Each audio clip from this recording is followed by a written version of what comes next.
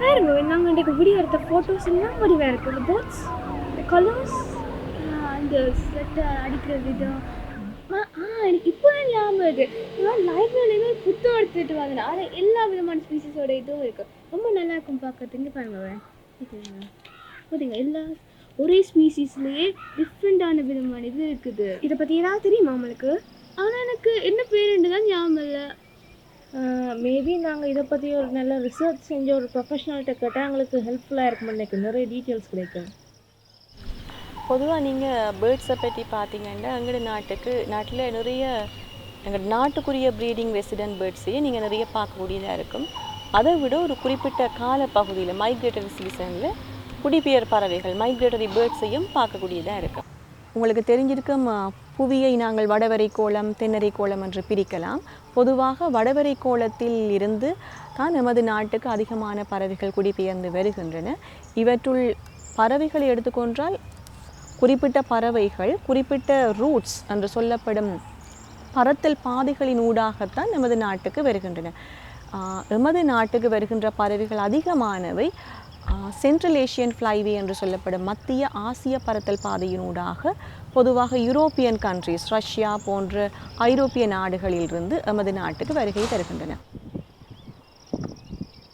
Winter சீசனை அண்மிக்கும் பொழுது பொதுவாக பனியால் மரங்கள் உட்பட எல்லாம் மூடப்பட்டு காணப்படுவதால் அவைக்கு உணவை பெற்றுக்கொள்ள கடினமாக இருப்பதால் அவை பொதுவாக இந்த மத்திய, அதாவது ஈக்குவேட்டருக்கு அண்மையில் இருக்கின்ற ட்ராபிக்கல் கண்ட்ரீஸ் போன்ற எமது நாடுகள், ஸ்ரீலங்கா, இந்தியா போன்ற ட்ராபிக்கல் கண்ட்ரீஸை நோக்கி அவை குடிபெயர்ந்து வருகின்றன.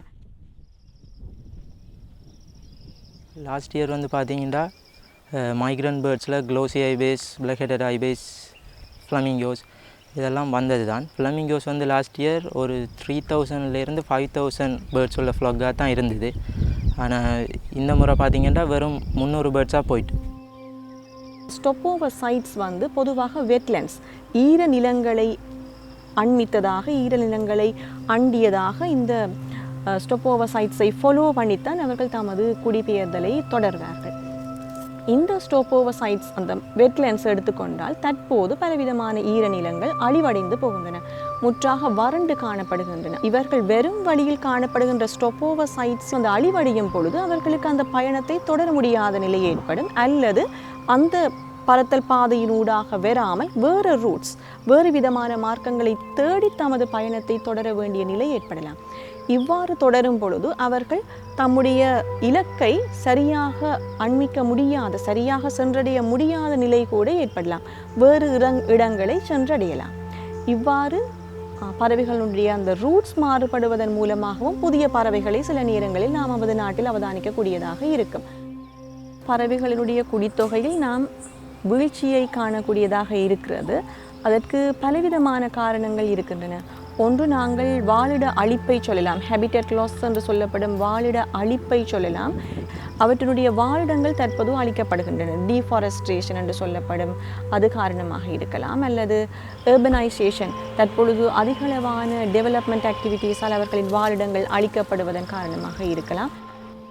காலநிலை மாற்றத்தின் காரணமாக ஸ்ப்ரிங் சீசன் ஏர்லியாக ஆரம்பிப்பதால் ஏர்லியாகவே மரங்கள் பூத்து கனிய தொடங்குகின்றது. பூச்சிகளினுடைய அபாண்டன்ஸ் என்று சொல்லப்படும் அந்த பீக், இன்செக்டினுடைய அந்த பீக் டைம் வந்து ஏர்லியாக தொடங்குவதால் இந்த பறவைகள் வந்து அவர்கள் சென்றடைந்து இனவிருத்தியில் ஈடுபட்டு குஞ்சுகளை உருவாக்கும் பொழுது அந்த பீக் இன்செக்ட் இருக்கின்ற அந்த உணவுகள் அதிகளமாக இருக்கின்ற அந்த காலப்பகுதியை அவர்கள் மிஸ் பண்ணி விடுகிறார்கள். மற்றது வந்து சூழல் மாசாக்கம். அதில் மிக முக்கியமாக பிளாஸ்டிக் பொல்யூஷன் சொல்லுவோம். ஏனென்று சொன்னால் அதிகளவான நீர்ப்பறவைகள், சீபேர்ட்ஸ் என்று சொல்லப்படும் கடற்பறவைகள் இந்த மைக்ரோ பிளாஸ்டிக் என்று சொல்லப்படும் சிறிய பிளாஸ்டிக் துணிக்கைகளை அவர்கள் இறை என்று நினைத்து மீனினுடைய முட்டைகளாகவோ இல்லாது சிறிய நண்டுகளாக நினைத்து அதை பிளாஸ்டிக்கை உணவாக உட்கொள்ளுகின்றன. தமது குஞ்சுகளுக்கும் அந்த சிறிய பிளாஸ்டிக் பெலட்ஸை வந்து உணவூட்டுகின்றன. பறவைகளுக்கு நாங்கள் டிஸ்டர்பன்ஸை ஏற்படுத்துவது, அதாவது நாய்ஸ் பொல்யூஷன். ஏனென்றால் இப்பொழுது பறவைகளுடைய வாழிடங்களிற்கூடாக, காடுகளிற்கூடாகவே தற்போது பாதைகள் அமைக்கப்படுகின்றன. அது மட்டுமல்லாமல் நாம் லைட் பொல்யூஷனை ஒரு முக்கியமான காரணியாக கூற வேண்டும். ஏனெனில் தற்போது ஆர்டிஃபிஷியல் லைட்ஸ் வந்து அதிகரித்து விட்டது. நாம் security lights, safe lights, street lights மற்றும் கம்யூனிட்டி டவர்ஸில் பயன்படுத்துகின்ற லைட்ஸ் என்று அதிகளவான செயற்கையான ஒளிகளை பயன்படுத்தும் பொழுது பறவைகள் இரவு நேரத்தையும் ஒரு நீண்ட பகற்பொழுதாக கணக்கெடுக்கின்றன. எனவே ஸ்ப்ரிங் சீசன் ஆரம்பித்து விட்டது நினைத்து கொண்டு ஏர்லியாக தமது மைக்ரேஷனை தொடங்கிவிடும். இதனால் அவர்கள் அங்கு சென்றடையும் பொழுது அந்த சீசன் வந்து அங்கே இருக்காது. இதனால் பலவிதமான இடர்பாடுகளை அவை எதிர்நோக்க நேரிடும்.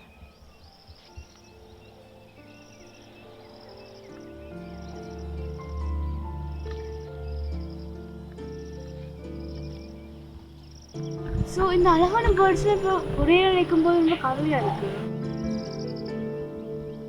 நீ சொல்கிறேன்னு செய்யலாம். நாங்கள் எங்களை பொறுத்த மட்டும் நாங்கள் பேர்ட்ஸை ஒரு அளவுக்காவது டிஸ்டர்ப் பண்ணாமல் இருப்போம்.